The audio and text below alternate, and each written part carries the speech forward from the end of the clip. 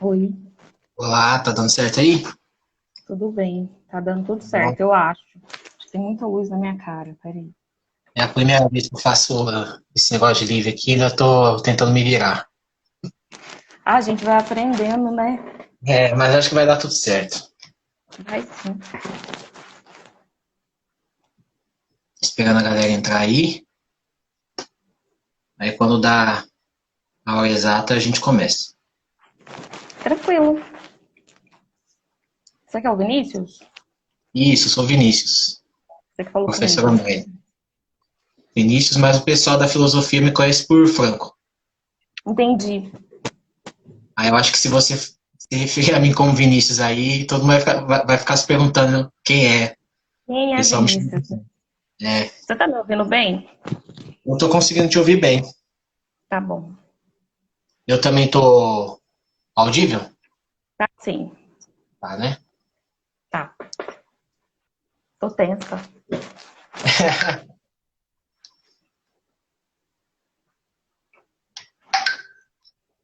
Beleza, acho que a gente já pode começar, né? Ok. A gente, então, aqui está com a Andréia Souza de Jesus. Ela é doutoranda em Ciências Sociais pela Universidade Estadual Paulista Júlio de Mesquita Filho, mestre e graduada em Ciências Sociais pela Universidade Federal de Uberlândia. Atuou como professora substituta da Faculdade de Medicina da Universidade Federal de Uberlândia.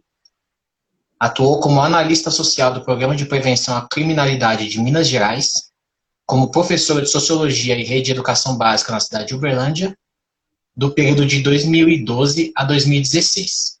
Então, eu vou deixar a palavra integralmente com você, né? Você pode conduzir a fala da forma como bem te aprouver.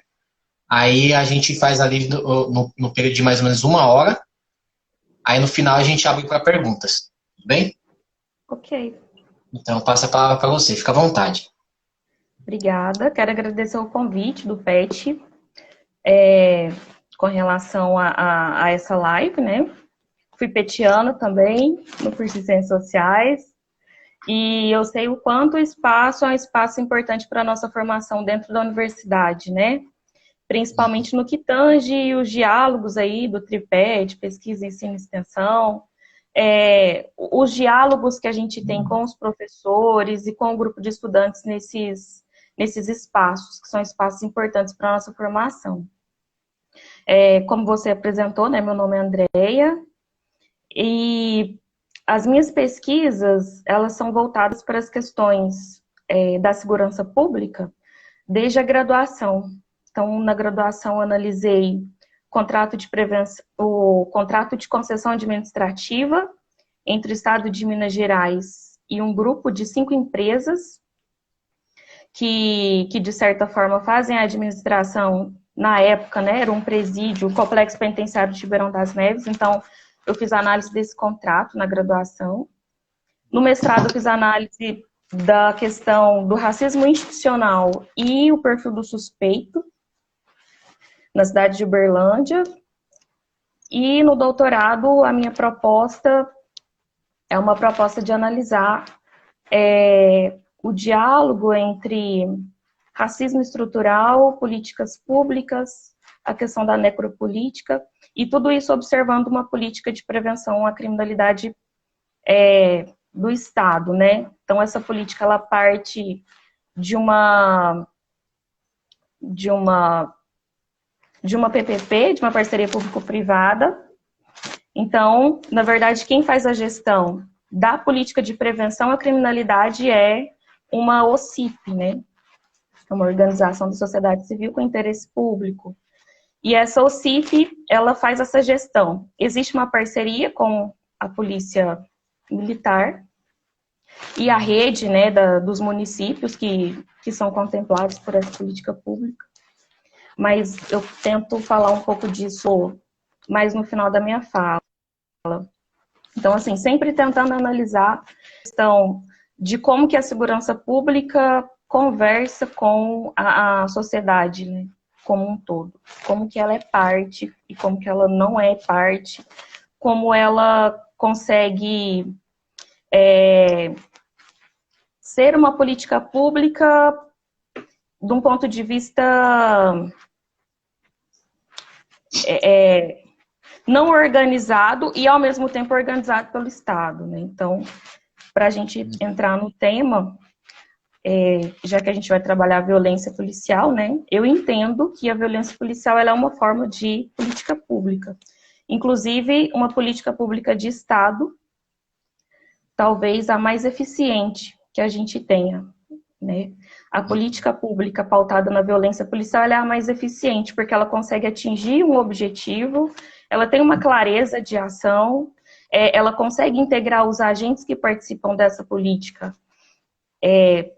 como uma forma de fazer com que esses agentes se sintam pertencidos a essa instituição, que nem sempre as pessoas que estão institucionalizadas têm esse pertencimento com a instituição. Então, na minha concepção, a violência policial é uma das políticas públicas mais eficientes que a gente tem no Brasil. E como política pública, né? Como é que a gente entende a política pública?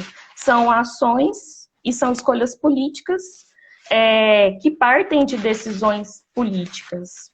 Então, se você entende, por exemplo, né, nessa política pública que eu citei, que existe uma tentativa de monitoramento de uma população específica, isso vai acontecer com determinada eficiência, né? Se a gente olha para o Rio de Janeiro, que eu acho que é o exemplo mais emblemático e mais publicizado que a gente tem, a gente entende que a UPP ela está ali para fazer um monitoramento, e é um monitoramento violento. E como é que a gente entende essa violência? Essa violência, no papel do Estado, ela é a base do funcionamento dessa polícia, né?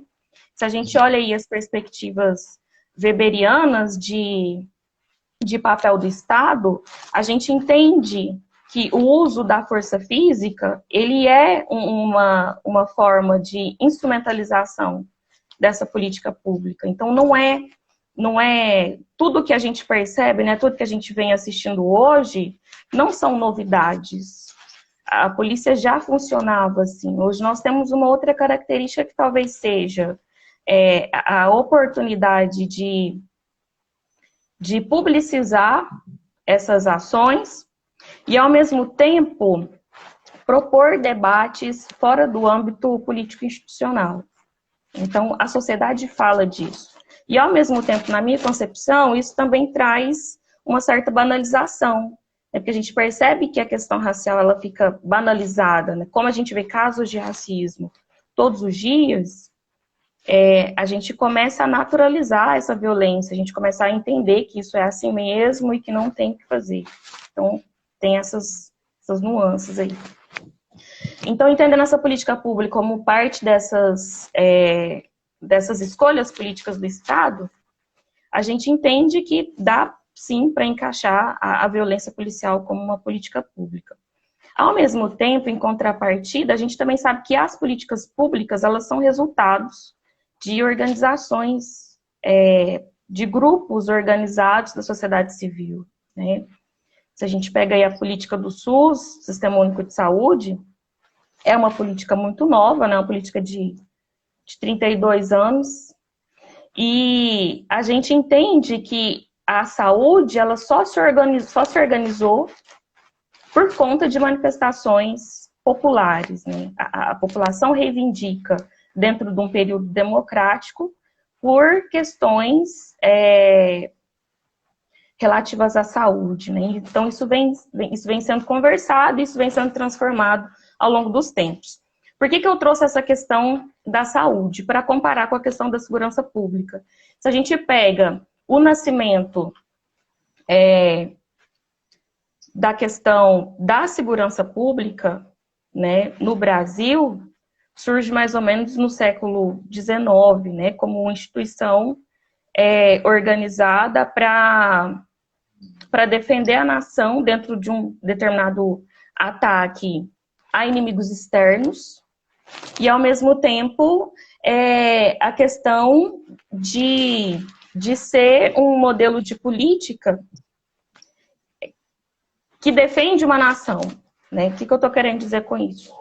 Quando a gente pensa nas intervenções do Exército atuando dentro do campo da nação, a gente já tem uma contradição muito grande do que vem a ser esse Exército né? O que é essa defesa nacional e o que é que a gente entende como política de segurança pública interna. Porque se o Estado, articulado com o Exército, é capaz de organizar ações para combate ao crime, por exemplo, dentro da própria nação, a gente está entendendo, enquanto nação, que esse exército elegeu um determinado inimigo.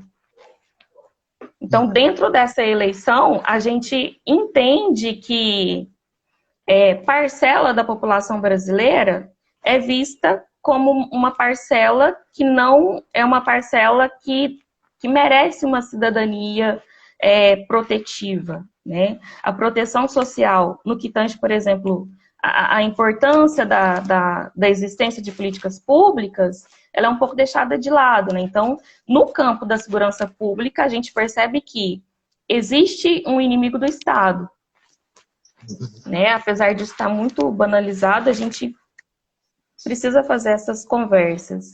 E, ao mesmo tempo, quando eu estou falando do SUS, né, que também é uma política pública, mas uma política pública específica de saúde, a gente entende que os tratamentos, eles também podem ser diferenciados a depender da forma como esse Estado elege formas de ação com relação à população ou parcela dessa população.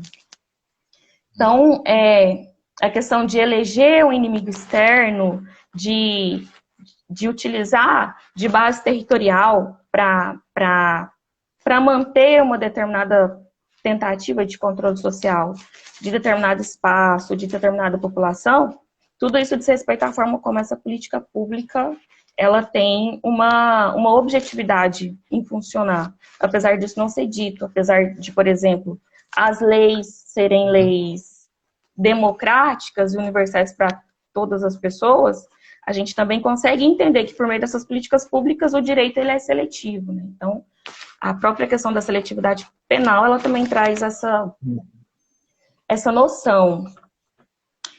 Falando um pouco da questão desse Estado, né?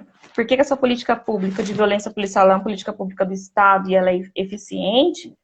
Nós temos hoje um Estado configurado em várias nuances, vamos dizer assim. A gente tem um Estado que é democrático de direito, ao mesmo tempo a gente sabe que esse direito ele é um direito seletivo. Ao mesmo tempo que nós temos esse Estado democrático de direito, ele é um Estado punitivo, porque ele tem um investimento específico em segurança pública.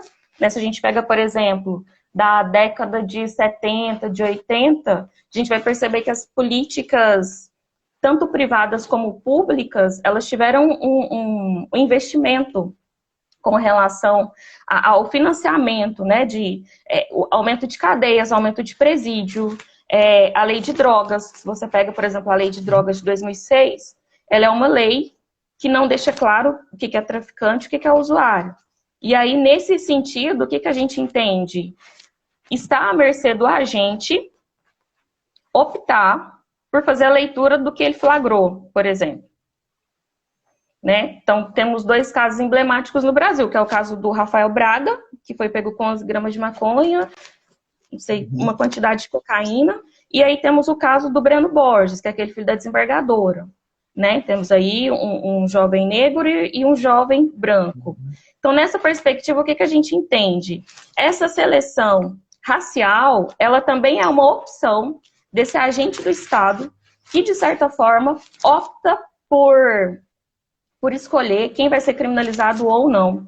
Então, dentro daquilo que a gente já falou anteriormente, né, com relação às bases de como que essa política pública de violência policial está organizada, a gente entende que essa escolha, apesar de ser do policial, que é um agente do Estado, é uma escolha um tanto subjetiva pela forma como esse policial foi formado ou pelas nuances que ele traz dentro das subjetividades que ele carrega.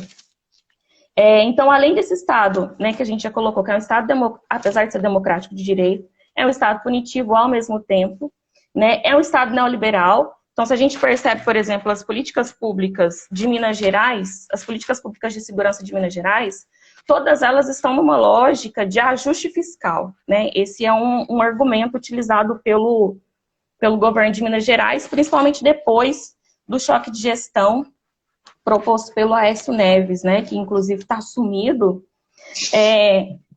com relação a essas questões de ajuste, né, de panorama, de colocar o Brasil numa posição econômica que se enquadre, né, nas políticas neoliberais maiores. É claro que a gente entende que o Brasil, por ser periferia do capitalismo, não gosto desse termo, mas eu vou colocar ele só para a gente conseguir desenhar. As políticas neoliberais aplicadas aqui, elas têm as suas especificidades, e são especificidades que fazem com que as desigualdades que nós já vivenciamos sejam potencializadas, né? E, ao mesmo tempo, as dinâmicas das terceirizações, as dinâmicas das parcerias público-privadas e as questões de corrupção que podem envolver nisso, e com tudo isso a gente percebe que esse conjunto ele é um conjunto que mantém determinada parcela defendendo seus privilégios econômicos, sociais, políticos, ideológicos, etc. Então, essas configurações, né, de racismo democrático de direito, de Estado democrático de direito, de Estado punitivo, de Estado neoliberal, elas vão constituindo, elas vão desenhando as formas como essas políticas públicas também são reproduzidas, né? A questão da necropolítica está muito na moda, né, o termo, mas a gente já está falando disso já tem muito tempo, talvez não com essas palavras. Não temos uma política de gestão da população. Temos política de gestão do que a gente pode equilibrar entre vida e morte. E não é um equilíbrio. A gente percebe que existe uma tentativa de aniquilação mesmo. Se não é uma morte física, ela é uma morte social, né, que vai sendo acumulada ali no intelecto desse indivíduo, no corpo desse indivíduo, enfim. Então, só para voltar para a questão do Estado, para a questão do Estado democrático de direito, a gente percebe que nessas nuances do direito existe essa seletividade penal, e ao mesmo tempo a gente percebe esse investimento de combate ao crime. E não é um investimento somente econômico, é um investimento ideológico e social também. Se você pega as vertentes do jornalismo das décadas de 70 para cá, a gente percebe que foi instituída uma política do medo, né? Uma cultura do medo.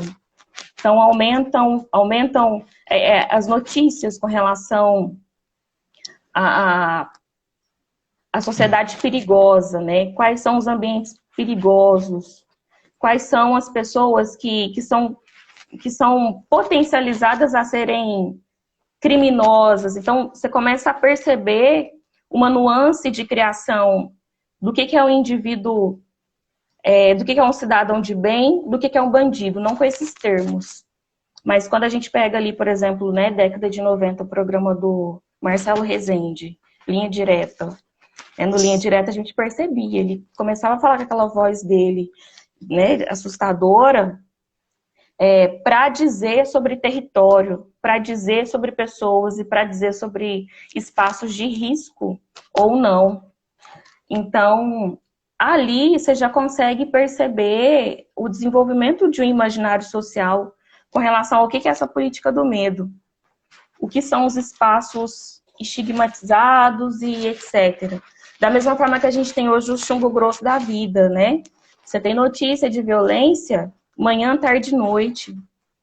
Se você quiser mais notícia de violência, tem os programas aí sensacionalistas que funcionam 24 horas. Inclusive tem o Polícia 24 horas. Eu não sei como é que tá a transmissão desse programa, que eu parei de assistir. Questão de saúde mental, né? Vamos preservar o mínimo que tem. Sim. E aí, esses investimentos, eles não são investimentos aleatórios, né? A questão da guerra às drogas, por exemplo, é uma ideia. Se a gente pensa, e aí vamos voltar naquilo que eu falei da questão da presença de um exército num território. Se a gente está falando de guerra às drogas, para você estar num ambiente de guerra, você precisa eleger alguém como inimigo. E aí a gente sabe muito bem quem são essas pessoas eleitas como não Estado, né? Porque esse Estado se coloca muito distante da população. Mas, ao mesmo tempo que ele é distante, ele ainda consegue ser um Estado que se define enquanto suicida também, né? Que é um pouco da perspectiva da necropolítica, né? Temos aí um Estado suicida, homicida e racista. Então, por exemplo, se a gente pega que a violência, se a gente entende que a violência policial é uma política pública eficiente, e se a gente entende que as pessoas que estão dentro dessa política pública num plano de ação são agentes do Estado e, por vezes, parcela da população negra se comporta, né, é agente, não, a gente tem um número aí alto de policiais militares que são homens negros. A gente entende que esse homem negro policial, ele também não está isento dessas violências do Estado. Ele não está isento dessa morte que o Estado provoca. Então, essa questão dessa teoria necropolítica associada à forma como a gente entende essa política pública de segurança, ela também perpassa por essa questão, né? A gente tem um policial que é agente do Estado, mas ao mesmo tempo ele é um indivíduo que pode ser vítima também desse lugar. Mas voltando à questão da guerra às drogas, né? Porque eu vou lembrando de muita coisa, se eu estiver viajando demais, você me dá uma freada. Então, o que acontece? A questão da guerra às drogas e relacionada à questão do exército que eu queria colocar, é essa eleição desse outro, né? E a forma como o Estado age de maneira... E eu não posso dizer que é irracional, porque são escolhas políticas, né? Mas ele age de uma forma perversa nesse sentido. Vou controlar o território e, a partir desse controle, eu consigo executar as políticas que eu acho que são mais viáveis para esse funcionamento, né? E aí, as pessoas que estão dentro dessa lógica, a gente já sabe quem são. É a população negra, majoritariamente jovem, né? O jovem que não é uma vítima fatal desse Estado, ele é uma vítima do cárcere, por exemplo. Se a gente entende também que o encarceramento em massa no Brasil também é uma forma de política pública eficiente, porque impede, né, que esses corpos transitem, a gente entende, infelizmente, que esse corpo, né, desse jovem negro, ele é um corpo que é foco dessas políticas, né? Que é alvo e que é foco e etc. Então, são muitas vertentes que abarcam essa noção do que é esse Estado, do que é essa política pública de Estado que a gente está falando. Com relação voltando, né, à questão dessas características desse Estado neoliberal, a gente também percebe que dentro desse campo que dialoga, que faz dialogar direito e economia, temos, né, atualmente, essa tentativa de implementação do pacote anticrime, que é algo que foi elaborado pelo Moro e tudo mais, e que é mais um retrocesso para que uma política de segurança pública não seja tratada de uma forma humanizada, né? Porque eu inclusive, preciso estudar formas de política pública, de segurança pública que tenha essa pegada de humanização. Porque são coisas muito isoladas, apesar da gente perceber toda essa manifestação das pessoas com relação aos casos que surgem, né? A gente vê que isso não sai do plano da especulação.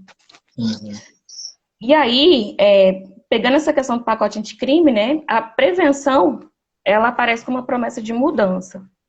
E aí eu volto no objeto que eu te falei que eu analiso, que é a questão da prevenção à criminalidade, né? A política pública de segurança Fica Vivo, por exemplo, que é uma política pública específica de Minas Gerais, ela é uma política de controle de homicídios de jovens de 12 a 24 anos em situação de vulnerabilidade e, ao mesmo tempo, em situação de tráfico, né? Então, é necessário que os agentes, por exemplo, identifiquem quem são os jovens que estão no varejo ilícito, e com isso tente, de alguma forma, trabalhar algumas atividades de prevenção. Então, a prevenção, por exemplo, nessa política pública, ela é dividida entre monitoramento e prevenção. O monitoramento é um grupo específico de polícia, militar, civil, articulada com o Ministério Público, com a vara da infância e alguns juizados.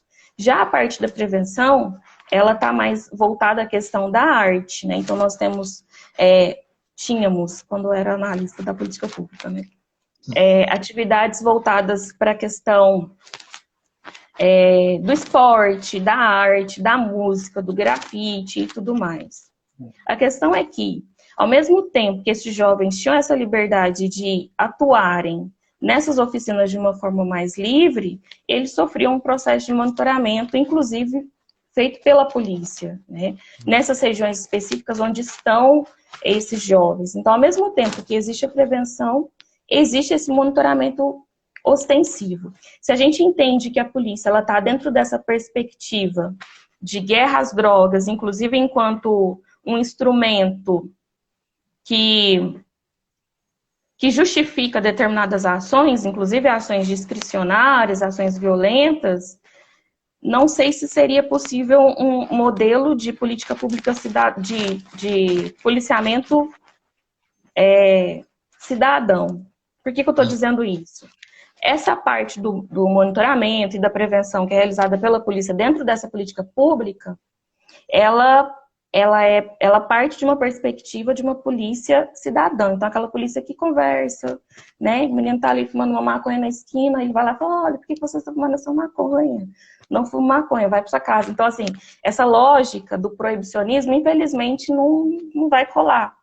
Então, eu acho que falta, inclusive, um diálogo aí com a questão da saúde, né? Se a gente entende que droga não é parte do ser humano, alguma coisa não está certa. Que não somos movidos a esses usos, né? Nós somos dependentes, sim, do que se chama de droga. Eu não gosto muito do termo. Eu acho que todo mundo precisa de usar alguma coisa para conseguir manter a sua sanidade. Cada um escolhe, né, o que quiser. Mas aí, nesse caso, o que eu estou querendo dizer?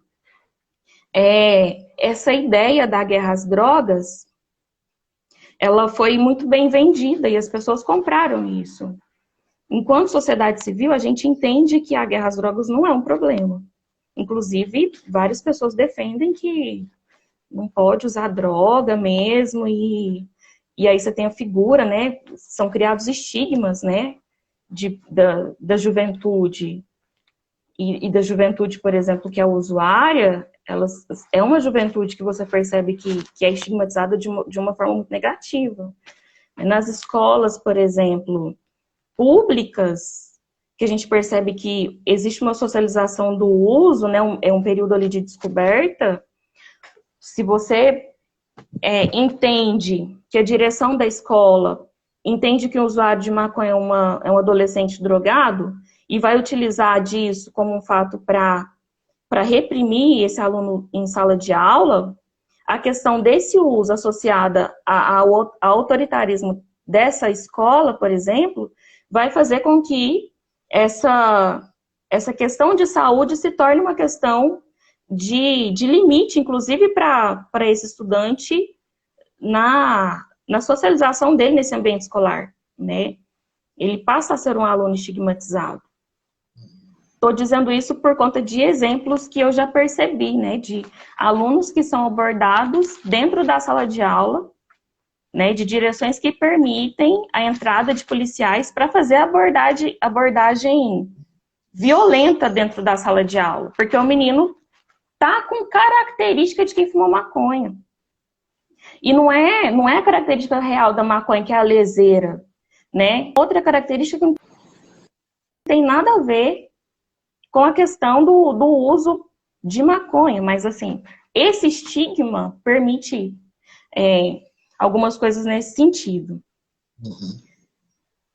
Então, né, falei da questão da guerra às drogas para falar um pouco dessa promessa do que esse pacote anticrime preserva, né, ou reserva, enfim. A gente entende que essa prevenção, ela não vai funcionar se a gente entende que o resquício se o resquício não, que a forma de atuação dessa polícia é uma forma de atuação mais agressiva, mais ostensiva e que necessita ainda, do ponto de vista institucional da polícia, do uso legítimo da força. Então, se a polícia entende que no diálogo ela não consegue alcançar determinado objetivo, ela vai usar o uso da força, que a ela é legitimado, né? Dentro dessa perspectiva, o pacote anticrime, ele volta com aquela conversa da legítima defesa. Então, algo que a população negra já vem lutando há anos, né, com relação à proibição dos autos de resistência, pode ser que venha com mais força se um pacote desse é implementado na sua totalidade. Então, você atira para depois saber o que foi, né, determinado problema. Então, essa questão do atirar para depois saber o que aconteceu, ou alvejar corpos, né, que estão enclausurados nas suas casas, sem uma justificativa plausível, é uma forma de genocídio, né?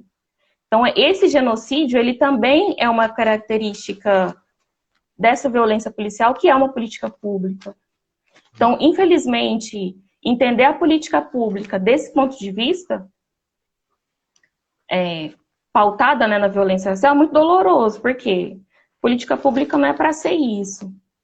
Né? A intenção da política pública é ação para redução de iniquidades sociais, de desigualdades, pelo menos minimizar os problemas dessas vulnerabilidades que a sociedade está inserida. Então, a gente percebe essa perversidade da violência policial, né? Ser tratada como essa política pública, enfim. E aí, voltando na questão do uso da violência, a gente entende que nas Américas, o processo de colonização, ele foi um processo genocida, ele foi um processo violento, né? Então, esse Estado que a gente tem hoje, ele até, né, e aí eu pego aqui umas leituras mais perversas mesmo, também da sociologia, né, dos liberais, dos conservadores e tal, né, de entender que antes de ter uma sociedade, tinha um Estado, né? Quem fala isso, se não me engano, é o Fauro, Raimundo Fauro, em Os Donos do Poder. E aí ele traz um pouco dessa leitura, né, de que a organização social pautada nesse Estado burocrático, ela é anterior à forma como a população brasileira está organizada, né? Não o Fauro como um conservador, mas trazendo o conservador que eu queria trazer na fala anterior, que é o Oliveira Viana, ele faz esse desenho, né, de entender que a sociedade brasileira é uma sociedade dispersa, é uma sociedade desorganizada, e que para ela se organizar seria necessário um Estado forte. Então, essa perspectiva desse Estado forte, dessa polícia autoritária, dá um pouco nesse cerne do que é esse autoritarismo. É claro que eu não concordo com isso, mas é uma leitura que a gente precisa fazer para entender como é que essa galera está organizada. Até para entender quais são as possibilidades que podemos construir a partir do que está estabelecido. Porque quando a gente pensa política pública, a gente fica um pouco de mão atada, né? Se a gente tem um problema aí público de saúde coletiva, vamos pensar assim, o problema de segurança atrelado a essa questão da saúde é muito pior, né? Não estou querendo hierarquizar as vulnerabilidades, não. Mas pensar em algumas saídas a partir dessas problematizações, que eu acho que também são importantes, né? Mas voltando lá na violência, na questão da base da colonização, né, que foi essa violência, todo esse controle social ele foi exercido para tentar controlar esses outros corpos, né? Os outros que eu digo, o corpo em contrapartida do Estado, né? Então, o corpo dos escravizados, da população indígena, controlado por esses homens brancos, né? E donos dessas terras que lhes foram concedidas sem uma prerrogativa qualquer. E aí a gente também precisa pensar na questão das terras, né, se a gente pensa lá na Lei de Terras de 1850, que isso também foi uma forma de política pública. Política pública para branco, para imigrante, constituir as suas vidas aqui e continuar com esse exercício de dominação do território e dessas populações que já estavam aqui. Então, hoje a gente percebe, né, só fugindo um pouco da temática da violência policial, a gente percebe as pessoas questionarem política de cotas, mas ninguém está questionando a política de terras lá de 1850, né? É importante a gente colocar as coisas nos seus devidos lugares, apesar das contextualizações históricas. Que mais? Então, essa violência sistematizada, né, que não é atual, mas ela é uma reprodução histórica, ela surge nessa perspectiva tanto corretiva como normativa, né? E dentro dessa correção, dessa normatividade, a estigmatização de corpos, principalmente da população negra. É a população que mais sofre com essas violências, não somente do ponto de vista da segurança pública, mas de qualquer política pública. Então, se a gente pensa que política pública é um exercício de ação e de escolhas para redução de riscos sociais, e se a gente entende que o racismo estrutural ele está operando de uma forma estrutural e total, como que a gente pode pensar numa política pública que não seja capaz de reproduzir racismo, né? E aí eu vou falar do SUS de novo. A gente falou aqui da questão da segurança pública, que é onde isso fica mais claro, né? Mais nítido para a gente. Mas se você olha a saúde, você tem aí que mais de 70% da população que é usuária do SUS é população negra. E se a gente entende a forma como esses tratamentos são feitos no campo da saúde, a gente vai entender que a maioria dessas populações, que a maioria das pessoas que compõem essa população também é uma população que sofre violência na saúde, né? As mulheres negras no campo da saúde são as mais violentadas, são as que menos recebem anestesia, são as mais estigmatizadas por médicos. Então, vou fazer uma cirurgia, não vou aplicar tanta anestesia porque a mulher negra aguenta mais dor. Então, esse imaginário colonizado, escravocrata, ele está presente ainda nessas violências atuais, né? Na verdade, ele só está presente. E aí, essas violências, em outros campos, né, em outras políticas, elas também vão continuar em processo de reprodução. Eu acho que era um pouco disso, né? O que tinha para ser dito. Mas só para eu tentar fechar, a violência policial, né? Ela tem esse fundamento racial, principalmente esse fundamento que não digo que é resquício, mas é a manutenção dessa perspectiva de tentar controlar o social por meio desses recortes de território, de fenótipo, de forma de sobrevivência, enfim. Por que eu estou dizendo isso? Se a gente olha o que a polícia, por exemplo, define enquanto ruim, negativo ou criminoso, isso vai ter um recorte de indivíduos específicos. Então, né, hoje a gente não vê mais isso, mas a época, em Uberlândia, por exemplo, a época do aba reta, do boné de crochê, das populações periféricas, né? Os meninos do Gó, lá do Lagoinha, os meninos do Dom Almir, a galera dos assentamentos. Então, a gente percebe algumas ações mais pontuais em determinados territórios, né? Um exemplo, por exemplo, foi ótimo.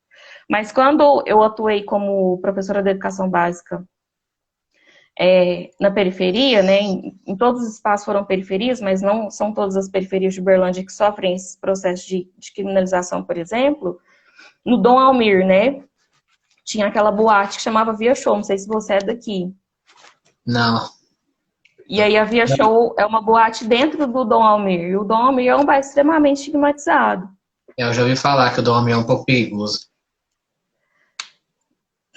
perigoso, né? Então, Porque, né? estava Perigoso, bairro aqui, escuro, cheguei aqui. não sei o quê, pobreza. Então, todas essas associações também são associações perigosas. Aham. Tinha essa Via Show, né? Que era essa boate. Dentro do Almir bombava. No outro dia, por exemplo, para dar aula, era impossível se tivesse um show à noite, porque a galera tava sofrendo. O que que foi o show? Acho que uma vez MC Brinquedo veio, e ele estava muito famoso na época, enfim. E a Via Show, ela foi fechada com truculência por policiais, né? Então a galera que frequentava o Via Show, que era um espaço periférico de socialização, começa a descer para o centro. Então aquela Aham. parte da igreja, do Rosário, a Praça da Bicota, são espaços que não tinham, por exemplo, polícia móvel.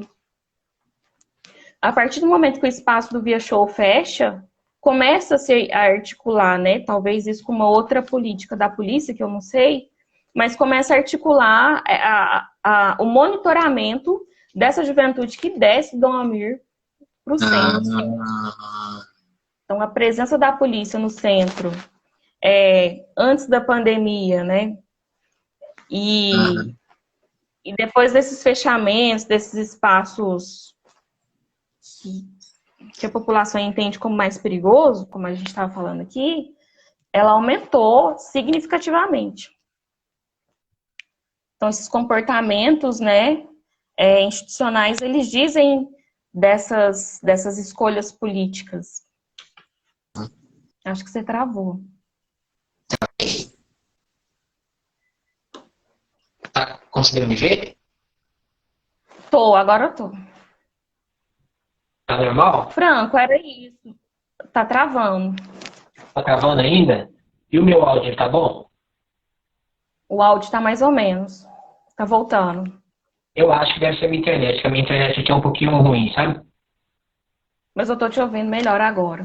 Ela tá me ouvindo, né? Beleza. Você quer dar Sim. continuidade ou Então, você tem. eu terminei. Assim, é claro que eu não terminei, né? Tudo que eu trouxe são elementos para a gente pensar como que a gente como que a gente reflete sobre essas políticas mesmo, sobre essa questão da violência policial. Está muito em aberto. Eu não consigo trazer para você aqui certezas, né? São análises que a gente faz a partir da historicidade, do que a gente percebe com os casos, né, que surgem, com a forma como a gente lida com esse surgimento desses casos, com a forma como a gente publica vídeo, com a forma como a gente passa a olhar de outra forma a segurança pública. Então, são questões muito mais abertas do que certezas. Sim. Então, vamos abrir para as perguntas nesse momento. Tá bom. Eu já tenho uma para fazer aqui. E aí, em seguida, os participantes aí da live também podem enviar suas perguntas, que eu vou lendo e a gente acaba estendendo a discussão. Eu vou ler a pergunta que eu fiz, tentando adequar mais ou menos no que você falou. Você falou de 3 estados, você falou estado de direito, estado punitivo e o estado, qual que é o terceiro? O terceiro mesmo? Neoliberal? Isso, estado neoliberal. Lendo o Mbembe na Crítica da Razão Pura, uma leitura recente que eu estou fazendo, ele fala do estado securitário, né? Desculpa, não ouvi. Ele fala do estado securitário, o Achille Mbembe, na Crítica da Razão, né? Uhum. Aí ele fala assim que a cidadania no estado securitário é definida como a segurança, né? O cidadão seria aquele que é beneficiário da segurança. Né?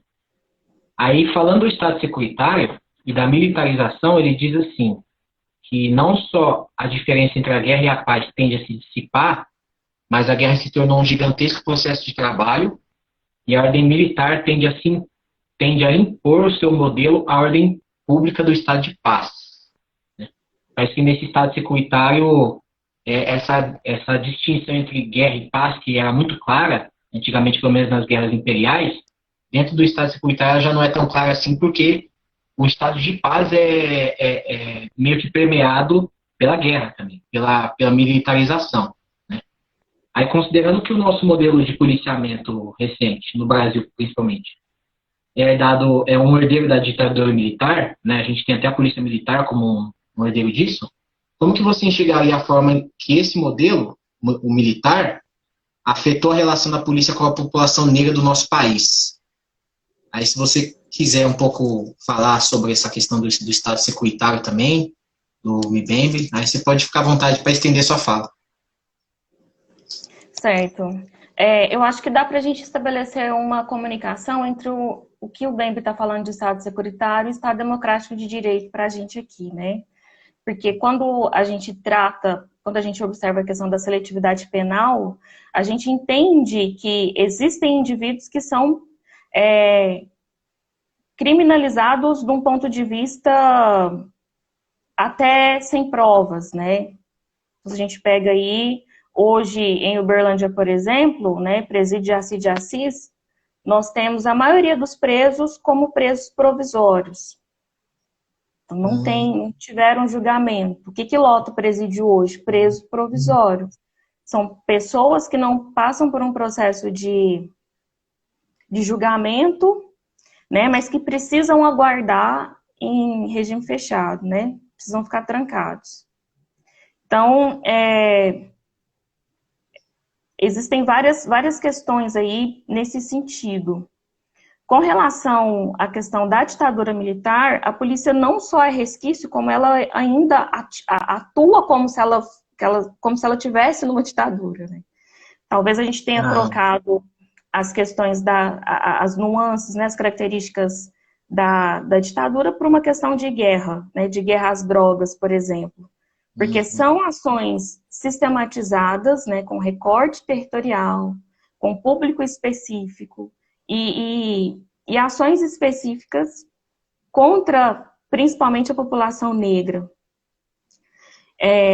Quando a gente fala desse Estado de direito, a gente está falando desse Estado que entende que o direito e o racismo estão em complexo diálogo.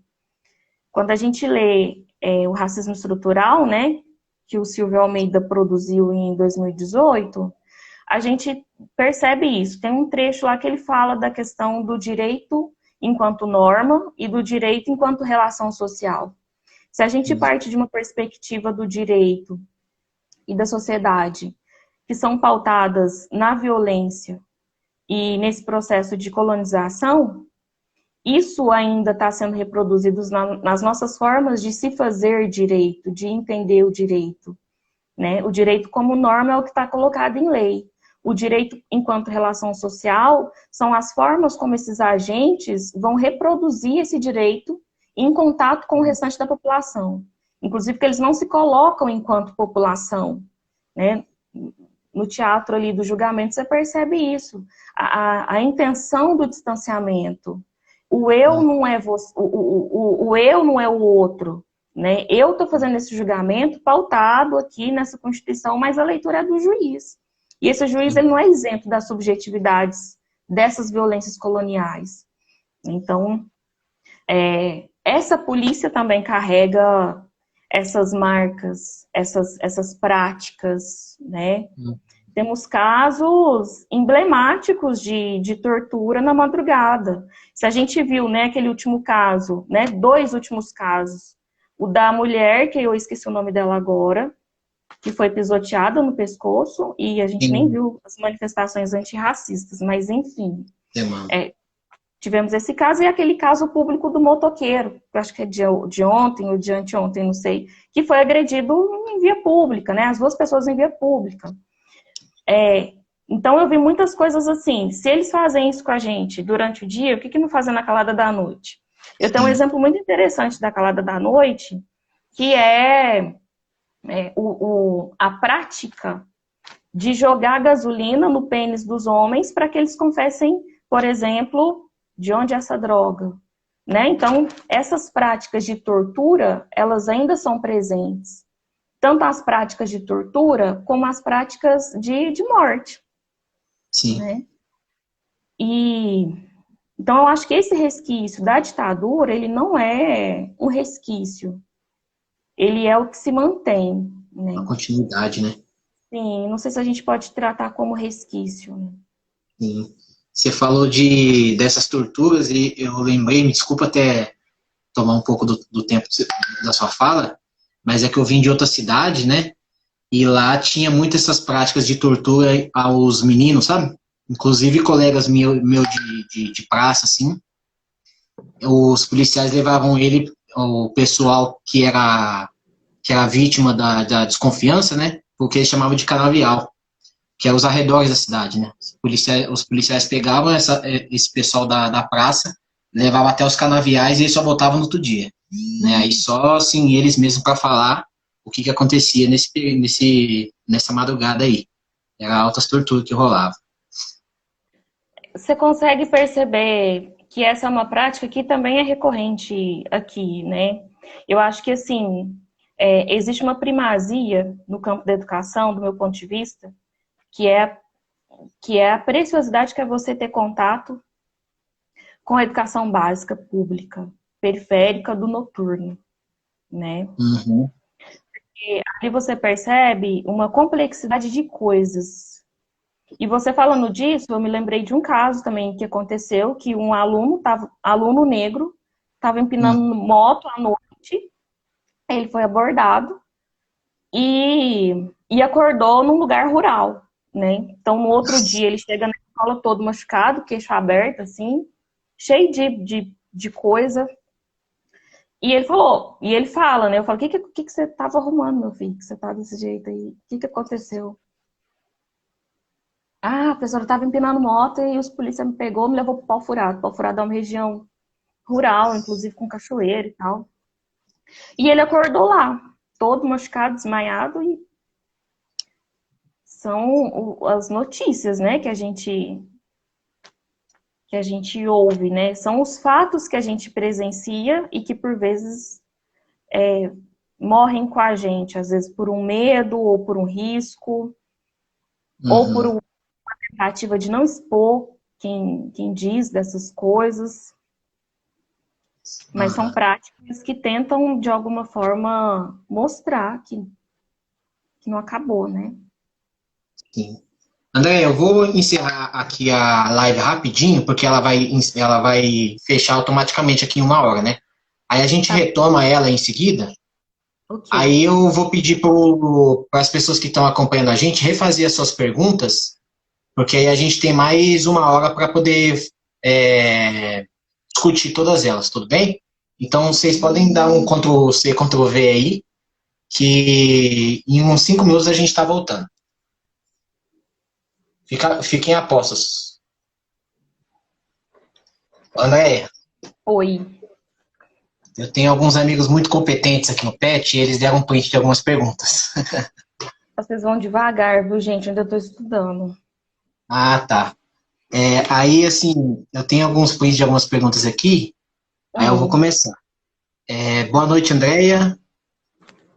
boa A noite. primeira pergunta é da Kiss for Underline. Ela pergunta assim: Boa noite, Andréia. Você lê uma perspectiva de desenvolvimento de um processo de desmilitarização e prática de retiragem de fundos para a polícia no Brasil no sentido de que ocorre hoje em Minnesota? É uma pergunta. Repete, por favor. Desenvolvimento de uma política de desmilitarização? Você lê uma perspectiva de desenvolvimento de um processo de desmilitarização e prática de retiragem de fundos para a polícia no Brasil, no sentido de que ocorre hoje em Minnesota? É a pergunta da Kiss for Underline. É a Kaká. Você quer fazer um bloco de perguntas ou você prefere que vai respondendo parte por parte, pergunta por pergunta? Eu acho que pergunta por pergunta é mais fácil, porque senão a gente não decora, né? Aí Sim, se você quiser ir respondendo parte por parte, eu acho que é melhor. tá bom. Karina, eu acho que nós não estamos num processo nem de pensar desmilitarização, né? Se a gente pensa que o pacote anticrime está aí, né? Já passou por vários processos de tentativa de aprovação em sua totalidade, e eu acho que isso não conversa com essa tentativa de política de desmilitarização. Até porque hoje eu percebo que seria muito importante a atuação da população como um todo numa conversa antirracista, né? E eu acredito que as nossas formas de reproduzir racismo, elas são tão agressivas, são tão perversas, que existe um antirracismo panfletário e como que eu posso dizer? E político, né? As pessoas, elas não estão falando de antirracismo por conta da forma como o racismo é reproduzido aqui, mas para talvez dizerem que se importam com alguma coisa, né? Sempre naquela condição de entender que é uma coisa subjetiva dos indivíduos, né? Hoje, a gente ainda entende que não existe uma maturidade de compreensão de como que esse racismo funciona.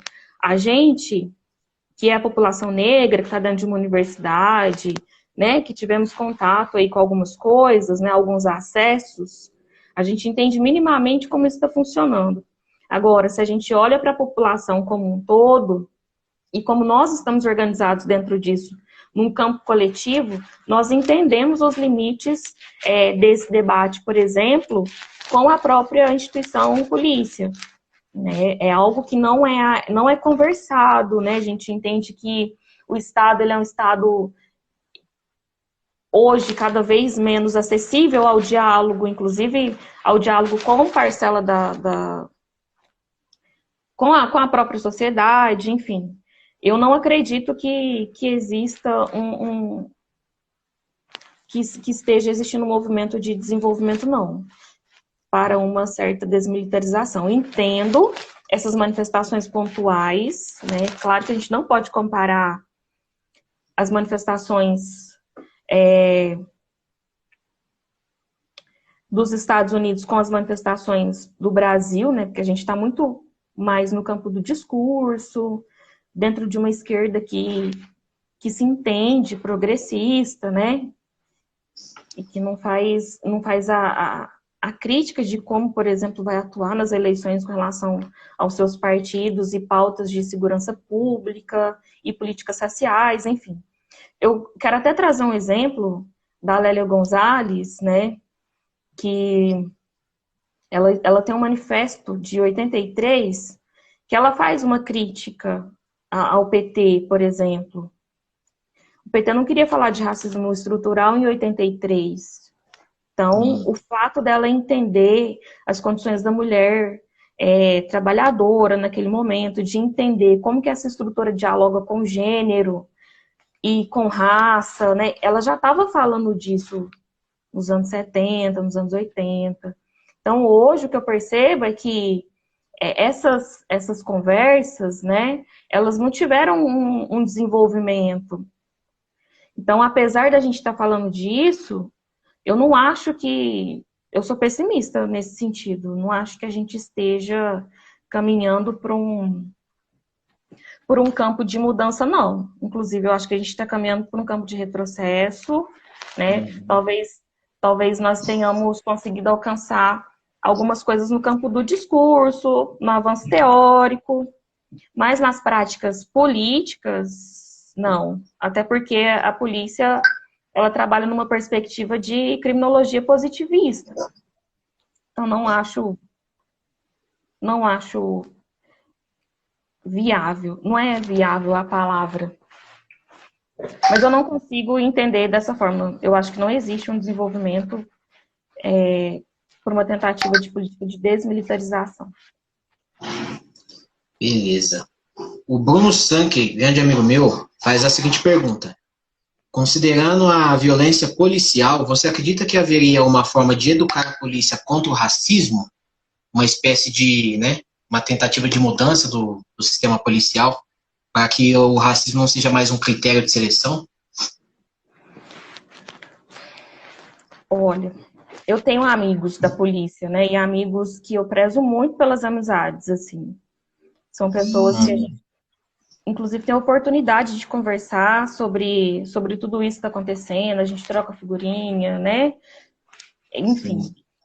Mas a polícia, enquanto instituição, ela tem no seu cerne a violência.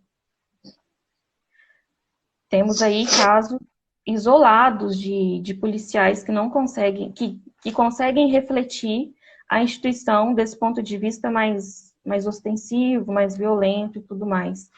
Mas como instituição, né, eu acho que vai depender da vontade política institucional, porque a gente também não pode jogar tudo na mão da instituição e dizer que essa instituição não é feita por pessoas, né? Então, estamos vivenciando a publicização do que é esse militarismo. Então, a partir dessa publicização, pode ser que surja um desejo aí institucional, coletivo, de tentar fazer com que essa polícia se reduza. Tá bom. Mas já acho interessante o fato de poder dizer dessas questões, de conversar sobre isso com policiais, né? Não sei se isso era possível antes. Por exemplo, eu acho que pode ser possível na seguinte perspectiva. Como que esse Estado policial pretende lidar com essa noção da prevenção? Né? Prevenção do crime. Talvez seja um caminho. Um modelo de política pública cidadã que tenha realmente no diálogo a chave para tentar conversar sobre determinadas coisas. Mas a polícia não conversa, né? A gente entende que o diálogo é muito complicado. Então, talvez, né, não sei responder essa pergunta, assim, se eu acredito numa educação. Porque eu não consigo vislumbrar algo bonito para frente, né? Sim. Mas o que eu consigo perceber é que a mudança ela só vai poder ser possível a partir do momento que esse uso da força ele for questionado e for ressignificado, né, no processo ali de instrumentalização. Uma abordagem é o primeiro instrumento que a polícia tem. E aí, dentro dessa questão da abordagem, a abordagem com relação a uma pessoa branca e uma pessoa negra, ela é muito distinta. Então, não sei, Bruno. Certo. A Gabriela pergunta: no conceito de necropolítica, que você inclusive mencionou mais cedo, né? Uma das grandes inovações em que o poder foi descentralizado, o poder de matar. Deixa eu retomar. No conceito de necropolítica, uma das grandes inovações em que o poder foi centralizado, o poder de matar, as mãos do Estado passou das mãos do Estado para outras instâncias de poder, nas quais devem ser aplicadas naturalmente na instituição policial. Embora, portanto, possa ver essa noção em diversos setores da sociedade, você pode falar um pouco da sua articulação com a instituição policial? A pergunta, pelo que eu entendi, foi mais ou menos assim, que no conceito de necropolítica, o poder de matar foi descentralizado, né? Ele não está mais unicamente nas mãos do Estado, mas ele também meio que no seio da sociedade, não é unicamente no Estado, mas também está em outras instâncias de poder. Daí, então, assim, embora essa noção possa ser vista em vários setores da sociedade, essa noção de necropolítica, a pergunta quer que você fale um pouco dessa noção dentro da instituição policial. Como que a gente consegue ver essa noção agindo dentro da instituição policial? Certo. Eu vou repetir novamente o exemplo que eu dei sobre a política de prevenção à criminalidade, né? É uma política específica de Minas Gerais que trabalha a prevenção da criminalidade de jovens de 12 a 24 anos. Então, esses jovens, eles têm... eles só voltados no discurso da prevenção. que acontece? O Estado, por exemplo, ele articula prevenção e monitoramento, ele articula a arte com segurança pública. A partir do momento que ele insere esse jovem nessa lógica, ele tem um controle da vida desse jovem, né? Então, essa gestão da vida, ela está dentro daquela perspectiva que o Foucault utiliza com relação à biopolítica, né? Certo. Só que a gente entende que uma política de segurança pública, ela não é responsável por gestão da vida, né? De certa forma, ela faz a gestão da morte. Então, por exemplo, uma política pública de segurança pública, e aqueles exemplos que a gente deu, né, do fato da polícia, às vezes, para tentar achar alguma coisa ou para justificar a sua prática, levar esses jovens para o matagal, enfim. Essa gestão não é uma gestão da vida. Você não percebe, nesse aspecto, uma biopolítica, né? Você tem ali um recorte territorial, né? Voltando à questão da segurança, da política pública de segurança. Você tem um recorte territorial, porque essa política, ela não funciona em todos os espaços da cidade. Você tem um recorte de juventude. Você utiliza o tempo de vida dessa juventude para monitorar. Então, por exemplo, a gente sabe que a periferia se reproduz. As pessoas que moram na periferia, elas não têm os mesmos acessos que outros espaços. Não que isso seja ruim, mas ela se reinventa, inclusive pela ausência desse Estado nesses territórios. Então, esse tempo de tecido de vida nesses territórios que são invadidos por essas políticas, eles são perdidos. Então, dentro desse espaço onde essa juventude se reproduz, ela tem o oposto do que ela está buscando, né? Você tem ali a prevenção, que vai auxiliar nesse tecido da vida, porque vai agrupar os meninos, né? Às vezes, quem não vai para uma praça pública num período de cotidiano, se o programa tivesse lá, por exemplo, ele desceria. Então, isso acontece, né? Então, você utiliza desse período de tecido de vida para monitorar.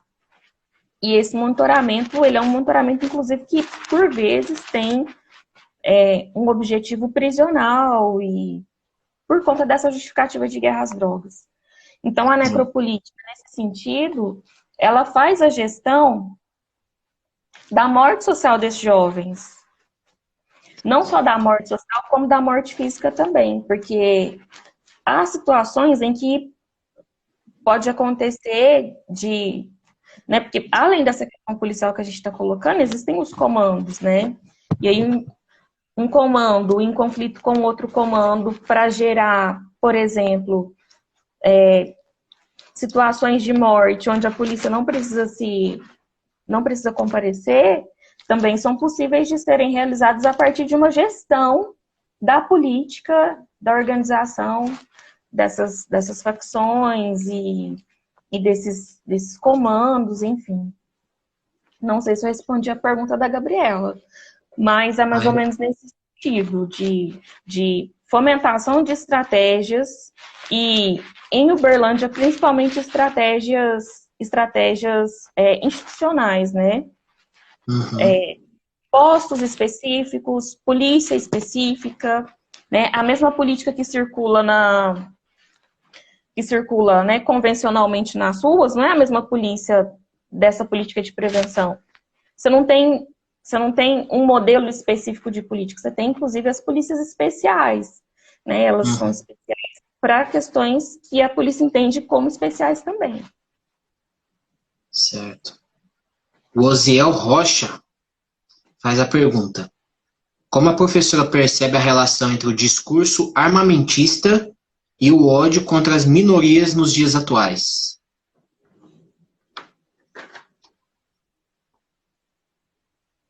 Discurso armamentista e ódio. Ódio contra as minorias. Que minoria, né? Será minoria política? Porque, por exemplo, se a gente pensa nas perspectivas de tentativa de romper com esse processo de colonização, existe uma parcela social que também é armada contra o que a gente entende como parcela de segurança, por exemplo, né? Se você pega aí pessoas que têm envolvimento com determinados comandos, essas pessoas, de alguma forma, elas também estão se protegendo de um sistema que o tempo todo estão tentando provocar as suas aniquilações, aniquilações dos seus. Então, quando a gente pensa na questão do discurso armamentista, acho que a gente precisa pensar o discurso a partir de onde? A partir do Estado? A partir, por exemplo, da política de morte do Bolsonaro com relação às populações de minoria? Né? Se a gente pensa no discurso armamentista do Estado para a sociedade civil, né, a gente entende que esse ódio, ele é um ódio que sempre foi presente, mas que hoje ele está autorizado a ter um processo de ação. Você pode transformar o seu ódio, né, numa morte. Assim como a gente viu, eu acho que teve um casal, eu não lembro agora o estado ou a cidade, né, nos Estados Unidos, que tentou hostilizar manifestantes com duas armas, a mulher com uma arma, o homem com outra arma, né? Então, assim, são pessoas que estão autorizadas que se sentem, na verdade, elas não estão autorizadas, que se sentem autorizadas a utilizar desses meios para inibir. E eu acho muito complicado, né? Fico pensando como que uma pessoa... E aí eu, dentro da minha vida comum aqui, como que uma pessoa pode ser contra, né, a vida da outra, assim, né? Por que que essa aniquilação ela é importante? Por que que eu preciso eliminar o outro para eu sobreviver? Qual é a lógica, né? Mas acho que perpassa, né, essas relações de poder, essa questão de que esse racismo, hoje ele é divulgado de uma forma menos, como que eu posso dizer? Menos individual, né? A gente percebe que essa questão estrutural, ela está vindo muito à tona. Talvez de uma forma como a gente nunca percebeu. Nesse momento histórico, por exemplo, que outras pessoas, né, mais velhas podem ter percebido de outra forma, em momentos específicos. Então, eu não consigo medir qual o grau de mudança. Se a gente olha hoje, se a gente olha isso antes. Também não sei se eu gostaria de fazer uma última pergunta, daí a gente encerra a nossa live. Que acabou as perguntas aqui nos comentários, sabe? Eu tenho mais uma para fazer. Eu acho que você deve ter visto recentemente uma influencer digital que afirmou que o racismo é natural, um instinto de defesa. Eu vou ler a fala dela, literalmente. Diz assim, abre aspas, o racismo existe enquanto a maior parte de crimes for causada pela população negra. Vai existir, gente, isso é uma coisa natural. É um instinto de defesa da gente. Vai ser sempre natural, normal, instintivo do ser humano ter um pouco da coisa que a gente chama de racismo. Julgar a pessoa pela raça. Claramente, fecha aspas, claramente isso pode ser usado para justificar a violência policial racialmente orientada. Né? Aí eu gostaria de que você falasse um pouco sobre isso. Sim. Essa questão da naturalização, né? Naturalização racial, ela acontece principalmente por pessoas que nunca tiveram que pensar raça, né? E sequer entendem o que vem a ser essa questão do conceito de raça.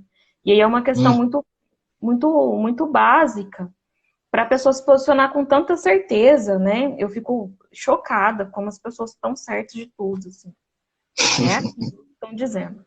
Então, esse processo de racialização da vida, ele não é um processo natural, né? As pessoas foram retiradas dos seus territórios e jogadas aqui por uma justificativa racial. Então, talvez o fato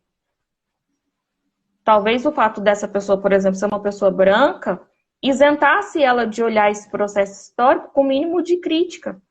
Porque não é possível que você naturalize, né? Mas por que eu entendo que esse discurso existe? Nós não falávamos que racismo é coisa de branco, né? Racismo é um problema de gente branca, não é um problema de gente negra. Só que essa brancura, ela isenta essa pessoa de racionalizar a questão da raça. Né? Esse fragmento da branquitude, de inclusive não precisar pensar, e inclusive se sentir à vontade para dizer que o racismo é naturalizado e que é assim mesmo, é a própria reprodução do racismo, né? Dentro dessa branquitude, desse raciocínio e tudo mais. Então a gente percebe que também existe uma permissão para que a pessoa acredite que seja naturalizado, né? É ela que discrimina. Por que ela vai ver de outra forma? Então, eu acredito que esse processo de racionalização na violência policial, ele é extremamente presente, né? Como eu disse anteriormente, essa lógica da criminologia positivista, ela não isenta que esses agentes do Estado ajam de acordo com essas concepções racializadas. Eu vejo um território mais negro, né? A concepção básica, o território é sujo, então. Ali estão as pessoas que são criminogênicas, estão as pessoas agressivas, estão as pessoas barraqueiras, as pessoas que, enfim. Então, todos esses estigmas, eles ainda estão presentes nessas perspectivas da violência policial, né? Uma política pública de prevenção é capaz de reproduzir isso, né? Talvez a tentativa da minimização dessa violência seja por meio do diálogo, por meio de uma política como essa, mas não vai funcionar. Se a gente entende que essa polícia já está ali por conta desse imaginário criminal positivista, né, de esses indivíduos aqui precisam passar por um processo de vigilância mais intensiva. E quem não for de acordo com essa normatização, que é aquilo que eu coloquei na minha fala inicial, tá fora. Então, é um jogo que a gente entende muito bem como ele funciona. E aí não dá para a gente falar, né? Tem uma teoria, se eu não me engano, do Loic Vacan, que vai falar da questão da criminalização da pobreza. E nesse sentido, a gente não está falando de uma questão de classe, a gente está falando de uma questão racial. Né? São indivíduos que são racializados e que essa racialização retira dessas pessoas um projeto de cidadania ou uma oportunidade de cidadania e, ao mesmo tempo, colocam esses indivíduos enquanto criminosos, que é o espaço mais confortável para que esse processo de racialização seja executado por meio de uma política pública. Então, assim, dentro dos meus limites, né, eu acho que é um pouco essa questão. Eu alerto até para a gente não tentar reproduzir somente nessa questão da classe que aparece sempre. Não é uma questão de pobreza, não é uma questão de pobreza. É uma questão racial. Você vê o outro, você vê um indivíduo que não está dentro dessa normatividade branca, hétero, cisnormativa, você vê como o outro, e esse outro ele pode ser a qualquer momento aniquilado. Né? E aí, articulando um pouco a teoria do Bembe, tem a teoria que eu acho que a Berenice Bento vem desenvolvendo, que é a questão do necrobiopoder. Tem a questão do biológico associado à questão do social e isso gerar uma política de autorização de morte. Né? Interessante. Posso fazer uma última pergunta que surgiu nos comentários? Claro. Ela surgiu por fim e aí a gente encerra por aqui. Do Gessé Celestino, outro grande amigo meu, pergunta assim: boa noite, professora. Como você enxerga a relação e importância da resistência do negro na música perante as opressões de força do Estado? Gessé, boa noite. Eu acho que a gente só vai sobreviver pela arte, né? Eu acho que a música, o teatro, a poesia são as nossas formas mais fortes de se sentir vivo, né? Aquilo que eu disse anteriormente. Quando eu encontrava os meninos na praça, né, produzindo as suas coisas, as suas poesias, os seus grafites e tudo mais, eles estavam ali de alguma forma exercendo o tecido da vida, né? Que a gente não pode deixar de pensar nisso, né? Temos aí a questão do econômico que nos atravessa, mas ao mesmo tempo nós temos a questão das relações, né? De olhar para o outro, de conversar, de produzir alguma coisa dentro de uma determinada sensibilidade, dentro de um determinado acesso ao outro. E eu acho que esse acesso, ele só pode ser possível por meio da arte. Acho que quando a gente não está vivendo as nossas relações em espaços específicos, a gente está imerso nessa questão da produção da música, né, a rima, o slam, a poesia e várias outras questões. Eu acho que a nossa forma mais expressiva de existir, ela só pode acontecer por meio da arte. Tem um livro que eu estou procurando, inclusive, se alguém souber, gente, pelo amor de Deus, entre em contato comigo, que é um livro do Sérgio Costa, e que eu esqueci o nome do título do livro agora. Parabéns para mim. Mas eu esqueci mesmo. Atlântico Negro. Acho que é Atlântico Negro. E que ele. Eu acho que eu já ouvi falar assim.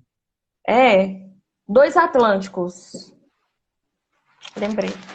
É Dois Atlânticos. O Atlântico Negro é do Gilroy. É um livro do Sérgio Costa, se chama Dois Atlânticos. Mas não sei se foi o Paul Gilroy que disse isso. Mas eu vou confundir aqui as teorias, mas eu vou dizer que eles quiseram. Vou tentar articular o que eles quiseram dizer. O hip hop é um ponto da diáspora que conseguiu estar presente em todas as Américas, não de uma forma padronizada, né? Mas essa expressão que a gente tem, que a gente traz do hip hop no corpo, né? A maleabilidade do corpo é essa expressão da diáspora, né? Da gente enquanto americanos, né? Utilizando uma perspectiva da Lélia, a gente entende que essa maleabilidade, inclusive, ela é criminalizada, né? Então, se a gente percebe que essa polícia, ela tem essa tentativa de enrijecer o seu corpo, inclusive te proibindo de estar em espaços públicos, utilizando dessa forma de existência, a gente entende muito bem o que é eu utilizar o meu corpo enquanto uma forma de vida, né? Que é isso. E, ao mesmo tempo, eu também entendo o que é essa tentativa de não deixar o meu corpo flexível, de enrijecer esse corpo. Então, eu só acho, Jessé, que a gente existe a partir da arte, né? E aí é a música, é o samba, é o jazz, né? É o teatro. Então, todas essas expressões, elas nos colocam num projeto de vida. Porque, por exemplo, só um outro exemplo, que eu falo muito, né? Não, fica à vontade, professora. É um prazer, cara. Quando a gente percebe também a nossa chegada da universidade, é uma chegada difícil, né? Nas ciências sociais, por exemplo, a gente não ouve dizer de teóricos negros, né? A gente descobre teóricos negros no final da graduação, por exemplo. Eu não vi Lélia Gonzalez no curso de Ciências Sociais. Conheci Lélia Gonzalez depois de graduada, e enfim. Da mesma forma, a gente passa por um processo não é negação, é de negligência, né? O epistemicídio, ele é muito eficiente nessa questão, e ele também é uma forma de necropolítica. Por que não? Né? Eu faço ali um corte de tentativa de identidade dessa pessoa negra dentro de uma universidade, com um espaço que a gente entende que é um espaço branco. Sim.